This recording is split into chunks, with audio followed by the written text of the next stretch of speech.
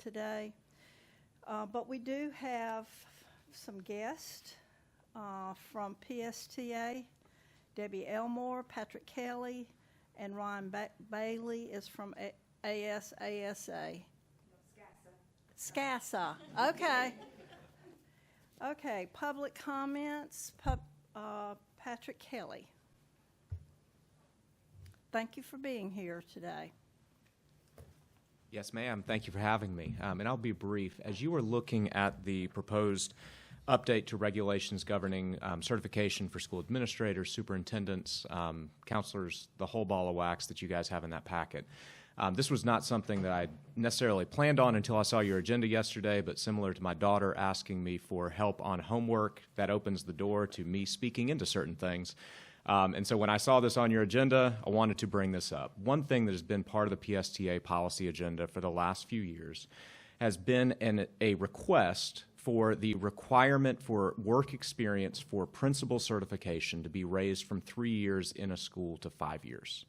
The reason for that is threefold. Number one, from personal experience, I can tell you as a 20-year teacher that third-year teacher Patrick Kelly had no business telling somebody how to run their classroom or how to work with parents in a difficult behavioral situation. I was still trying to figure out my copy code at year 3. And there are too many people that are excellent educators that jump directly from being a certified teacher and immediately jump into a educator preparation program to be a principal. I did the admin certification program, the ed leadership program through the University of South Carolina 5 years ago, and I was the old face in the class. It was a lot of people in the second year of teaching without a lot of experience. The second reason why we think this move from 3 years to 5 years would be important is the feedback that the Teacher Recruitment and Retention Task Force heard 2 years ago in listening sessions across the state. Representative Allison was part of that process. And one of the most frequent pieces of feedback from educators was concerns about lack of administrative support in the building, especially as it relates to interactions with families around disruptive student behavior. Not because the administrator was malintentioned or didn't care, but because the administrator lacked sufficient experience to navigate those challenging situations. And then the final rationale I would give is if you look at the data and research coming out of the University of South Carolina from the SC Teacher Project, all of their working conditions studies are consistently surfacing school-level leadership as being key to retention rates for teachers and key to dissatisfaction for teachers that have left schools or left professions. Now, do we think that 3 years to 5 years of experience is the magic bullet that fixes everything? Of course not. That doesn't exist in education. But we think that it's an important step that could increase the ability and readiness of school-level leaders that are essential to student success and to teacher retention in this state. So we'd ask you to consider that, and thank you for your time. Thank you. Appreciate you being here today.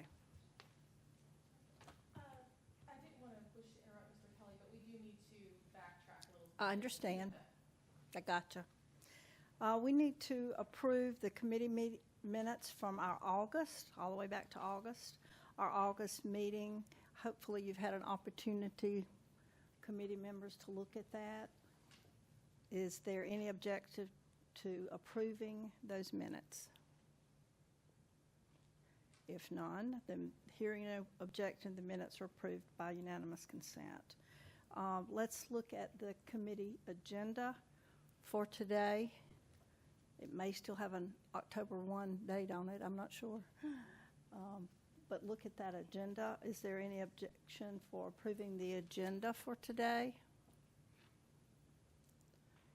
Hearing none, the agenda is approved by unanimous consent.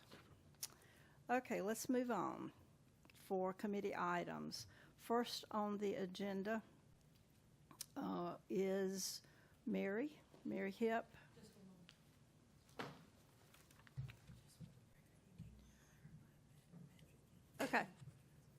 Okay, all right. In order to clear up what I did by skipping everything and doing Patrick out of order, I want to clarify that, Patrick, that was for public comment. We appreciate you being here.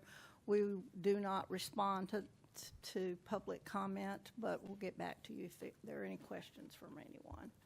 Okay, Mary, we're ready for you now. This is the proposed amendments to Regulation 4364 requirements for certification at the advanced level. Yes.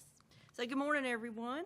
Just gonna It's slide good to show. see you post Hurricane Helene, or hopefully for most of you, it's post hurricane damage. Very glad to see all of you this morning. We were asked to review Regulation 4364 to determine needed updates to kind of deal with several issues that districts have brought up over the years, and educators as well. Some staffing concerns, difficulty staffing based on how we're certifying school principals in particular.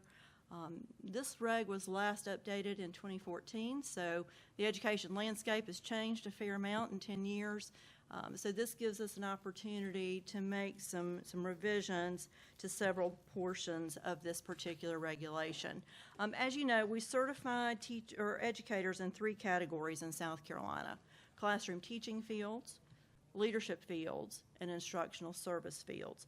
4364 certification requirements at the advanced level really focuses on how we certify school and district level leaders and instructional service providers. So our school principals, our district superintendents, our CTE directors in those leadership fields, and then the instructional service fields, school counselors, school psychologists, speech language pathologist, school librarian. So that's the focus of this particular regulation. This particular reg and making amendments to it, the primary change that we're recommending is streamlining principal certification in the state. Currently, we issue certificates in elementary principal or secondary principal. That's not how principals and school leaders are prepared. School leaders are prepared K-12, PK-12 actually. And what's happened over time as we have moved through this process of certifying either as an elementary principal or a secondary principal, we have districts that have had trouble staffing schools because a talented leader who is certified as a secondary principal may be really needed at the elementary level to best meet the needs of school and the district. And so our goal here is to realign how we are certifying principals to be consistent with what is happening in other states and really in how these principals are prepared in our Ed Prep programs. We presented this information to the deans. They are very supportive of this change because they have seen the difficulty some of their graduates have in coming back and trying to get certified in the opposite field. So here really our amendments transition school principal to a PK-12 certification span, reflecting how they are prepared and how they are licensed in other states as well. So what we have recommended is that no later than September 1, 2026, our in-state Ed Prep programs would make the necessary changes to their internships to accommodate this change. Most of the deans conveyed to us that this was a fairly easy lift for them. It could be within one course or adding one course to a prep program. But again, the goal here is to help districts get the leaders they need in schools. We've added some provisions here that would allow an individual that is certified, say, as an elementary principal, to add secondary principal either through an internship course or through a year of experience in that complementary grade span. And again, the goal here is really to help districts staff their schools, help them recruit and retain talented leaders, and also to help our in-state Ed Prep programs be on an equal footing with out-of-state programs. So those are the primary changes to this portion of the regulation. Any questions about that before, or comments before I move on to the others? I have one, even though I'm not on the committee, if I could ask one. So, Mary, will this help with reciprocity from that we've always had a little bit of a problem where we're not on equal footing ground with other states, so that certification coming from other states, would that help with, would this help with that? It may help with that. It really helps our own educators. Because many times if an educator is coming to us certified as a principal PK-12 in another state, we're issuing elementary and secondary principal when they become certified in South Carolina. Because basically, in terms of reciprocity, we try to issue in comparable fields So if we're going to issue a certificate in a way that allows that educator to do the same thing in our state that they were able to do in another, we're issuing both of those fields. So that's a very good question. Any other questions of I've Mary? got more. I know, I know. Don't stop. This is good. This is good. So in other sections, we really have addressed some Scrivener's errors. The English teacher in me loves saying the word Scrivener. It goes back to that part of being Scrivener, right? And I have to say, this was probably, of all the regulations we work with, my team has said this is Mary's least favorite reg because there just needed to be some cleanup of language in here. So we've tried to make some edits for consistency and clarity. So you will see that in these particular sections of the regulation. Again, the requirements for district superintendent have not changed. We've just updated the text.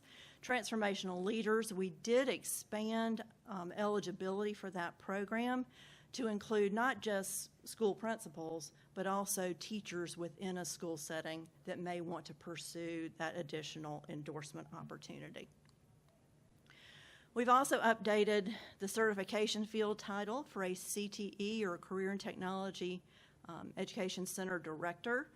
You can see the current title is Vocational/Technology/Career Center Director, a mouthful. So we've updated that language, made several changes to the CTE work-based certification fields to reflect how we currently certify those educators, and we've just tried to clarify some of those requirements as well. Moving to the instructional service section of the regulation, we've made a comparable change to school counselor as what we've recommended for school principal. Currently, school counselors are prepared to work PK-12. We issue certificates, either elementary school counselor or secondary school counselor. In reality, my team will tell you that when someone comes to us having completed a counselor program now, we issue automatically in both areas because that is how they have been prepared. So again, updating the language in the reg to really correspond with how these educators are prepared. School counselor is the preferred term. I get in trouble if I accidentally drop in guidance counselor because we don't use that any longer. We do include some opportunities for folks that may be certified in one or the other field to add the complementary or the full PK-12 field. And then we're also trying to encourage our higher ed programs to create pathways and some course sequences that it will allow other types of professional counselors to become school counselors. A number of states, other states do this, and over the course of the pandemic, especially as a number of mental health professionals have gone in and worked in our schools, we've heard from several who want to become school counselors. They are already have a master's degree or higher. They are a licensed counselor of another type.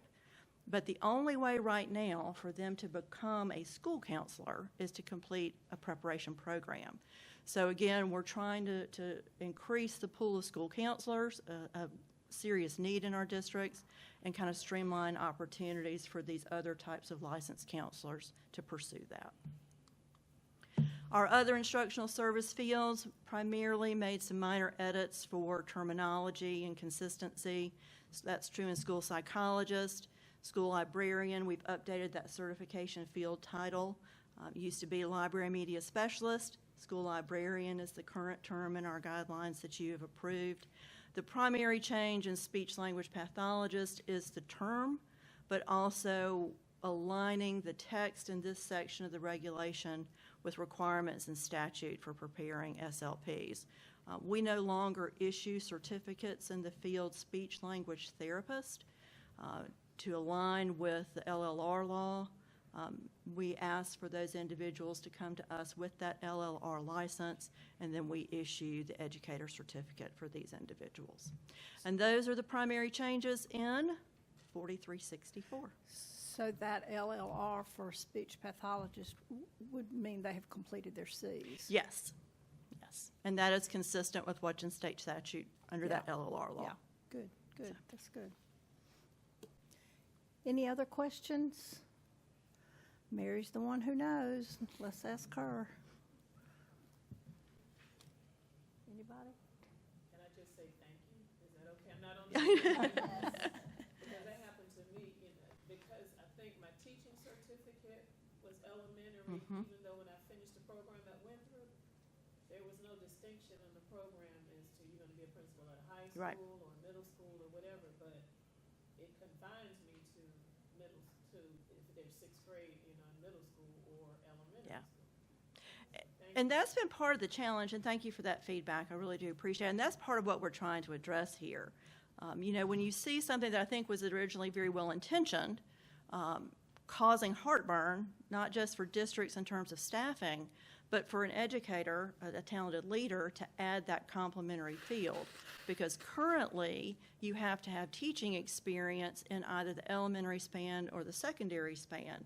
Well, the folks that are good as gold are the folks that work in middle school, because they really can add either area easily. But we've seen some challenges for educators who are trying to add that complementary field. So again, I appreciate that feedback. Any other questions or comments? I do too. I think that's, all of those are a step in the right direction, particularly like the fact that we're not calling them guidance counselors anymore. That's been a sore spot for a long time. Well, and I learned very early in my tenure in this job not to do that. Got called out more than once. Oh, So, I can assure you, there are many schools, when you see the roster, that's what it's going to say, but hopefully they can also get on the same page with the State Department on that. Is there a motion to approve? Board Member Slaughter, is there a second? I'll second.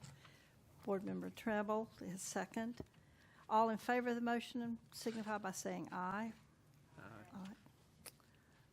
The motion carries. Thank you. thank you. Are you next? Oh, you're next. I am. You're stuck with gonna me for one stay. more. Okay. And then I'll turn things over to Jackie. Our second item that we're bringing for approval today is adoption of, or a recommendation to adopt 2 certification assessments in reading. And this is really for the purpose of the implementation of Act 114 of 2324, which you know. Matthew, how is it you refer to it as 2.0? So there's substantial changes to the Read to Succeed Act with Act 114.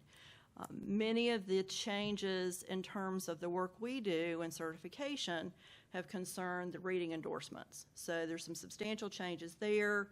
Folks certified in middle and high school fields no longer are required to pursue an endorsement in literacy, but our educators in early childhood, elementary, and special education are still required to do so.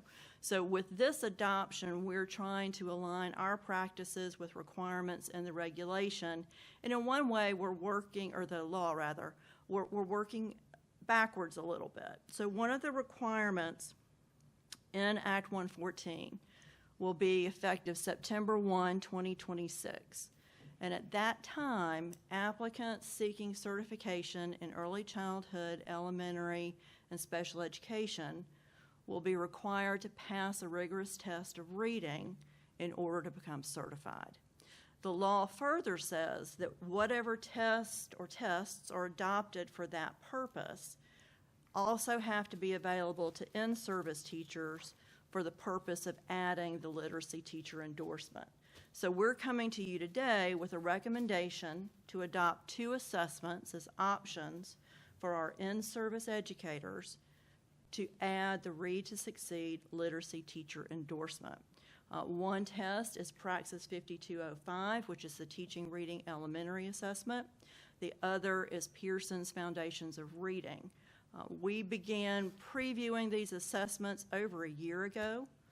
In the spring of this year, both ETS and Pearson presented information sessions to stakeholder groups that we had convened with higher ed faculty, some practicing teachers, agency staff, district literacy folks, taking a look at these particular assessments. In doing so, we really wanted to see assessments that were aligned with the science of reading and foundational literacy skills, assessments that were readily available to educators, assessments that had been vetted by some external groups as well. Both of these particular assessments have been vetted by the National Council of Teachers, of Teacher Quality, NCTQ. They've done a fair amount of work in this space looking at literacy assessments, and so both of these meet their requirements and their review as well. The other benefit in adopting these two exams now for the purpose of the endorsement is that we can begin collecting data on test taker performance, because a year from now, we'll be coming back to you with a recommendation of cut scores for the initial certification of teachers in these three fields. So we recommend adopting these two assessments, and again, we've worked with both ETS and Pearson in reviewing these particular exams. Tell me a little bit about, are those exams readily available all Yes. the time? Both of these exams can be taken either in a testing center, which I think many of you are educators, you're very familiar with going and taking a test in a testing center. They're also available online. And that transition really came with the pandemic. Both ETS and Pearson have options now for educators to take these tests online as well.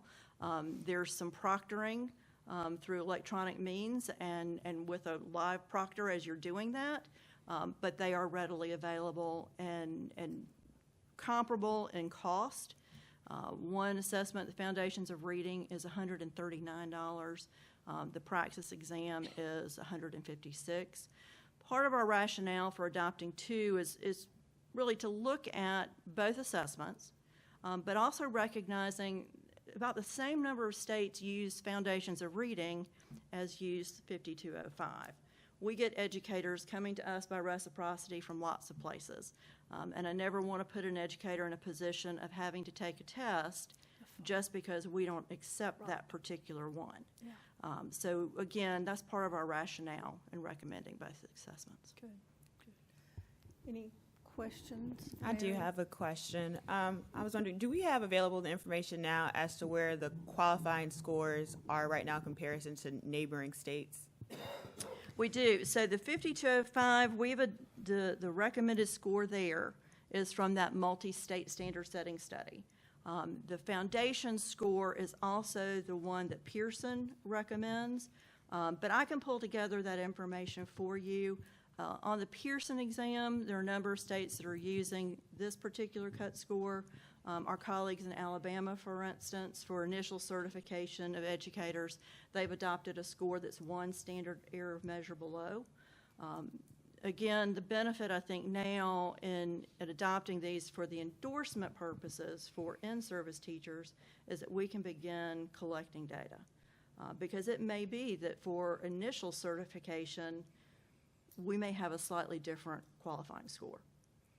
So, but we can pull that information for you. No, that's okay, but at the risk of oversimplifying, we're probably midway between the majority of the states. And I think we're yeah. consistent with the majority of states. Okay, Certainly with the Praxis assessment. awesome. Thank you. Sure.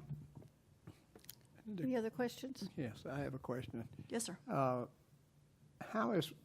are these assessments different from the certification for the science of reading given by schools of education? Say that again.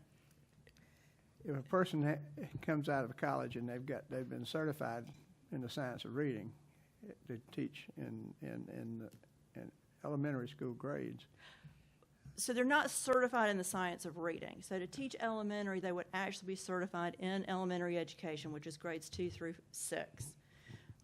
Right now, the subject area assessment covers math, science, social studies, reading, language arts, and there's a pedagogy assessment as well. so the certification you're talking about covers all those subjects. So yes, the Okay. current one. What will happen in just under 2 years to become certified to teach elementary, not only will those educators or beginning educators have to demonstrate content competency in those subject areas, they're also going to have to demonstrate it in reading prior to they entering the classroom. So it's not an either or, it's an and. It's an and. Yes. Con- I'm not on the committee, but I was just asking. I'm sure the psychometricians here have looked at interrater reliability between the two tests. I So we've not asked that of our psychometricians here at the agency. I think these are the two tests nationally that we see being used in most states, and our colleagues at Pearson and ETS can certainly speak to each assessment. But I think down the road, it may be that we prefer one of these over the other. But again, for now, we at least have the option of each one can collect data and then, again, accept both of these assessments. So for instance, our colleagues in North Carolina use Foundations of Reading. So we have candidates that are prepared in North Carolina that have taken that Foundations of Reading test. If they don't get certified first in North Carolina, they can at least use that test for us now. We see other states that are using the Praxis assessment. So colleagues in Tennessee or some of our states are using that one. So, but it's a good question. And I think, again, we can begin collecting data on these assessments. So, Mary, where are our colleges of education on this? Our new students coming out? So, and Jackie can kind of speak to this, where we're moving with our higher ed institutions. With the adoption of Act 114, our colleges, the requirements are in terms of the courses they offer at the pre-service level. That requirement hasn't changed. What has changed for them is that the competencies that underlie those courses have changed at the state level. So later this month, we actually roll out a process for our higher ed institutions to go back through their currently approved Read to Succeed course sequences to ensure that they are aligned with the updated competencies, and those competencies are aligned with science of reading and foundational literacy skills. So that's part of the work that they are engaged in already. They've actually been chomping at the bit a little bit, and we've told them there's nothing wrong with going ahead and starting that process. So by next spring, they will have reviewed all of their pre-service courses for alignment with those updated competencies for full implementation no later than for fall 2025. So. And at this point in time, the cost would be, most by the teacher herself or himself. Yes. If I can and make for a- the go ahead. So for the endorsement, and again, this is why we're recommending the adoption now, is for the purpose of that literacy teacher endorsement. There are multiple avenues for an educator to add that endorsement. All of you are familiar with LETRS training. LETRS, successfully completing the full LETRS sequence, Volume 1 and Volume 2, is one method of adding literacy teacher endorsement. There's also coursework. That could be college or university coursework or approved professional development. So we see a number of districts that have offered content area reading and writing for professional development credit. So that is an option. We also have an option of graduate degree that was in the original text of the law, and we will make a slight change to that, or a recommendation for a slight change to that moving forward. But there are multiple options for educators to add the endorsement. And LETRS, of course, is being offered to them at no cost. Mary Hip, glad you brought this. I am so glad to see this requirement. I think it's been needed for a long time. I think it will help us prepare, especially teachers, candidates as they come out of college. We've been hemorrhaging with successful instructional delivery in reading and literacy, and I do think this will help. I'm glad to see you have the option of the two tests. Because I think it would be hard to choose one over the other right now. But I will say the information you had in our packet from the Praxis, that booklet was quite interesting. And I couldn't help but notice the 6 areas that they assess, the Praxis, all 6 areas, if you look at John Hattie's research on visible learning, get more than they get above average growth in a year when implemented well. So I think the combination of this instruction, especially in those 6 areas that these candidates will be assessed on, is going to be a game changer for our state. So thank you. Thank you for that feedback. How does this affect teachers that are not doing the traditional program to start teaching? So part of what we are working on too is this process for our alternative route preparation programs. Several of them do certify in early childhood, elementary, and special education. Their candidates, just like traditionally prepared candidates, are going to have to pass a reading assessment for initial certification beginning in 2026. So Accept the job, and they haven't been in any kind of program. that is the that's part of the challenge of an alternative route program. The content preparation is sort of assumed as you go into it, and obviously, for if you're becoming certified in elementary, you've got courses in your academic background in civics and mathematics and science and other areas of social studies. Preparation in reading is probably not part of your undergraduate degree, but the onus will really be on these alternative route providers to ensure that they are preparing these candidates for the teaching of reading. That is going to affect recruitment. Yes. Teachers in a teacher shortage kind of world. Yeah. I just- And again, that's part of the law.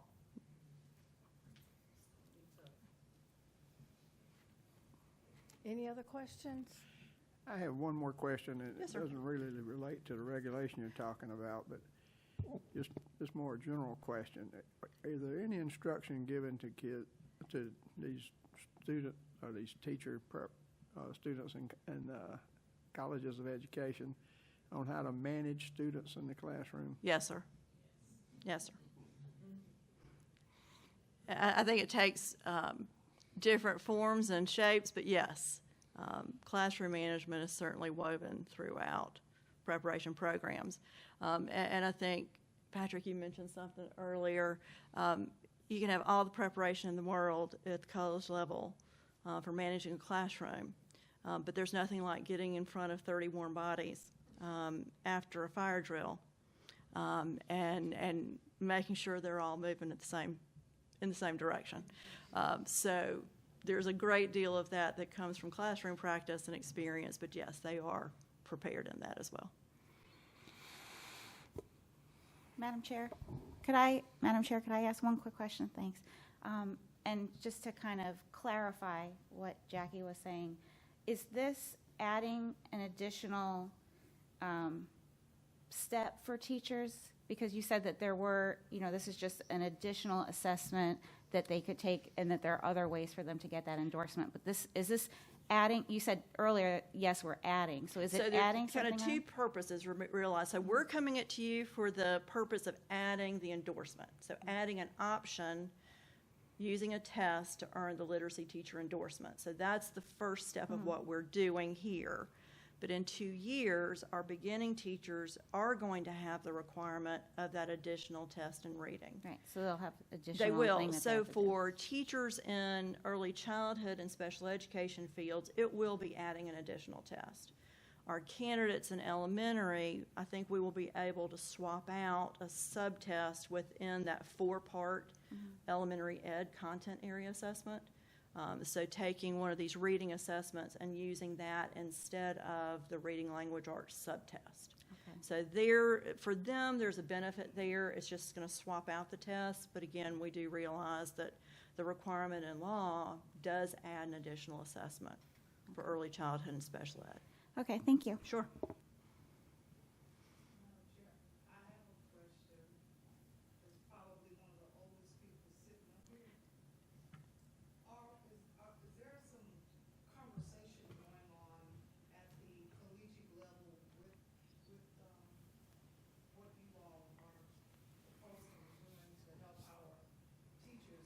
Are there some conversation about getting them ready for the little sweethearts once they graduate from high school? The reason why I ask is because, again, I'm old, and we had a class called Mythologies of Teaching, where we had to first teach our classes, our students, us, we didn't teach each other, I didn't teach Maya, she didn't teach me, and then we went, and we had to go out into what we call student teaching back in the day. I think they got a pretty word like practicum or whatever. There are a lot of different terms for those things, yes. And so what we had to do was we had to observe the first few days,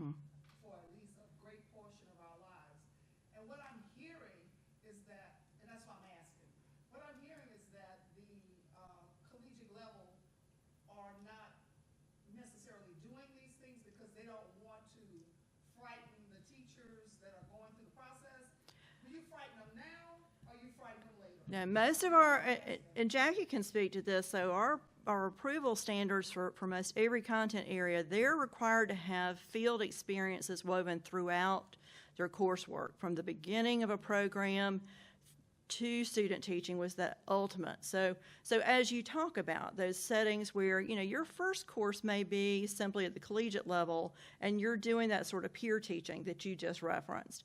But within, really early in programs, we now have candidates that are out in field experiences, doing the observation, doing some micro teaching, and gradually over the course of their program, taking on greater and greater responsibility so that when they do get to that full-time student teaching, they've had ample experiences prior to that.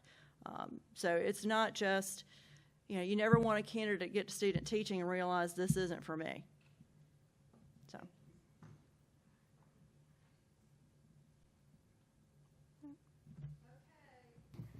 Are we good? Everybody got your questions answered? Okay. Is there a motion to approve what Mary has just presented to us, the certification assessments for reading? A So motion? moved. Did I hear you? Yes. Okay. I wanted to make sure I did. That you didn't just cough. Okay. No. Board Member Slater has made the motion. Is there a second? I second. Second was, Mr. Harrington. Second the motion. All in favor of the motion, please signify by saying aye. Aye. None opposed. The motion carries. Thank you, Mary. Thank you. You can sit down now. Turn it over to Jackie. Next, just for information purposes, Jacqueline is going to talk to us about the Professional Review Committee. Sure, and I just wanted to give you some updates with regards to program changes and updates for the programs themselves that have been reviewed by the PRC, just to keep you in the loop for what all is going on. I know there looks like there's a lot, but I promise I'll try to get through them quickly, and if you have any questions, feel free to ask. The Beaufort County School District's Low Country Educator Alternative Pathway, or as we call it, LEAP, will now offer an additional certification fields. This will include middle-level language arts, English, art, and music education, choral and instrumental, as well as Chinese and Spanish, and this is in addition to their current offerings. Clemson University will add an additional subject area exam for certification in the field of American Sign Language. There's currently no SBE adopted exam for this certification field. And just to clarify, this is for the World Language Certification, Teacher Certification Program. Columbia College will change the modality of special education multi-categorical from a face-to-face format to a hybrid format. And they'll also institute an undergraduate apprenticeship program. Candidates will be able to apply in the spring of 2025 for a fall 2025 implementation date. Converse College will decrease the required program credit hours for the MAT and Early Childhood program. Theirs is currently set at 43, and it will be reduced to 37, and this is really to better align with the other programs in our state. North Greenville University will establish a combination degree program in Educational Studies, Early Childhood, and Elementary online programs with the online certificate program, MED. North Greenville University has also terminated their Bachelor of Arts in Spanish education effective June 2024, and that was made due to enrollment. The South Carolina Public Charter School Districts in Charter Inspire Alternative Pathway program, just called Charter Inspire, will add High Point Academy as an approved implementation site this school year. Southern Wesleyan University will revise the Bachelor of Science in Physical Education degree teacher certification track by updating the Exercise Science 3053 Kinesiology and Biomechanics course from a 3-credit course to a 4-credit course. And that will have a lab. Teach Right USA, or TRUSA, will offer additional payment options for their program for participants, including an installment plan. The provider will now offer the program at an additional 12 schools in its partner district, which is the Charter Institute of Erskine. Teachers of Tomorrow has streamlined their admission policies to better align with the alternative certification guidelines established and approved by the board. The Citadel has terminated concentrations of French, German, and Spanish from their Bachelor of Arts in Modern Languages as of August 2023. This this termination just came to us. The University of South Carolina, Columbia. So they have terminated strands of their MAT and MED in special education to include emotional and behavioral disorders, intellectual disabilities, and learning disabilities. The MED also terminated the early childhood special education from the program. The severe disabilities MED track has been removed as an approved add-on. However, candidates can still add this program on through a course-by-course method. The University of South Carolina, Columbia has also revised names of their undergraduate world language programs, but no content changes have been made to those programs. Winthrop University's Network for Alternative Preparation and Teaching, or NET-APT, will utilize an additional pedagogy exam, the PPAT, in addition to the EdTPA, which they currently use. Both assessments are approved by the state board, and we also wanted to let you know as an aside, the PPAT is actually going to be discontinued as of December 31st, 2025, so they'll use that in the interim as an option. And lastly, NET-APT will also add chemistry as an approved certification field, and that concludes all the provider updates. This item was for information purposes only, but if you have any questions, I'd be happy to answer them. Anyone have any questions? If not, thank you, Jacqueline. Thank you. Thank you. Now we get to the consent agenda part. Is there a motion to place action items, the two items that Mary presented, not what Jacqueline presented, the two items that Mary presented, 01 and 02? Is there a motion to place those items on the consent agenda? So moved. Okay. Board Member Slater. Slaughter, you're right. Slaughter, I had it First right try was right. time. Made a motion to approve, made the motion to approve the consent agenda. Is there a second to the motion? I'll second.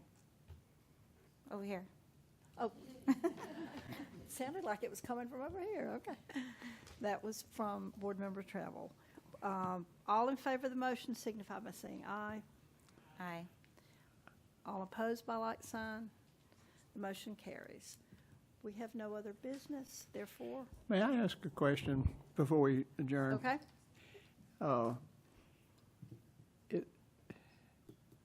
Do we do away with the concept, or do we ever seriously consider the concept of apprenticeship teaching? I mean, a work-study program. I mean, it seems to me like that the biggest struggles I see with first-year teachers has to do with their ability to acclimate themselves to the class with all the distractions and everything that goes on in the school. And I think any work-study program is probably a whole lot better. I think every school of education ought to have a high school, an elementary school, and a middle school that they're responsible for. And there ought to be a partnership with them, and they ought to prove what they're doing is actually working in the classroom. And one step to doing that would be to have a teacher apprenticeship program where she can work and get paid and go to school, work and get paid and go to school. Where she may be working as an assistant, and she works, but she's helping to finance her education, but she's also learning whether she really wants to be a teacher or not by the time she gets there.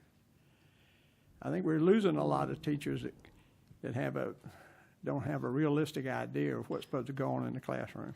There are several institutions that are using an apprenticeship model. Columbia College has actually done some work getting funding from the U.S. Department of Labor, because one of the big moves nationally in the last several years has been out of the U.S. Department of Labor opening teaching and education up to apprenticeships. So there's some funding available. So we do see some institutions doing that. Winthrop University has a number of programs that have a year-long student teaching program. Clemson University's residency program is a year-long student teaching experience where those folks are fully embedded in a classroom that full time. So I think you see from different institutions how they're approaching this, and several of them moving towards longer student teaching experiences or that kind of residency model, whether it's an apprenticeship where there's a paid component or not. I think we're seeing institutions try to do this in a way that best prepares their candidates to be successful in a classroom, not just short-term, but for a career. So, it's a good point. Program too, Coker just started theirs. Yeah. I have a person there. Yeah. And she is side by side with the teacher getting paid as a classified person. But she's learning a lot and she is getting Yeah. very good experience. And we have several institutions that received a Grow Your Own grant a year ago where they're working with or partnering with districts, and there's candidates are actually employed by that district while they're going through a program. SC Create, which is the special education program in South Carolina, same thing. That is really a program that helps district employees add certification or become certified initially in special ed, and again, they are working in school setting the full time they're going through those programs. Just one other Yes, sir. matter of information for me, because I've never thought about this, but it seems like it would be something to be required, but I don't know. To be a faculty member on the School of Education, do you have to have any experience in the classroom? I think that's a hiring decision at the institution level, but yes, you've got to have background in the preparation of teaching, and I think certainly from my experience, most faculty members in teacher preparation programs were practicing classroom teachers at some point. Yeah, and the regional accreditation, so SACS is also looking for that as well. So. Thank you. Thank you, Mary. Thank you. I want to clarify what 01 that we adopted, that is the proposed amendment to the regulation. We already have the regulation, so it's a proposed amendment to that. I don't think I said that when we were voting on it. Make sure everybody understands that. Yes, ma'am? And to remove that one from the consent agenda, being full board. I think we did vote for that one to be moved. 01 to be moved to the consent agenda. No, remove that from the consent. Oh, okay, so it shouldn't have been, I should not have asked for it to be on the consent agenda. Okay. All right, I'll understand that later, but since that's what Barbara tells me to do, I do it. Barbara says we need to remove that from the consent agenda. Do we need to have a motion to do that? No? Yes. Okay. A motion to remove the proposed amendment to Regulation 4364, which was 01, from the consent agenda, since that was information? No? It was. Okay, because of the regulation. Do I have a motion to remove it? Not add it, but remove it? So moved. Okay. Thank you. Mr. Harrington placed the motion to remove. Does anyone second it, please? Second. I think you made the original motion, so that deem appropriate for you to second it. Full circle, right. All those in favor of us removing it from the consent agenda, please signify by saying aye. Aye. Any opposed? All right. Anything else? This has been a comedy of errors, folks, and I appreciate it. This has not been a good day, but we'll do better next time, I promise. Thank you.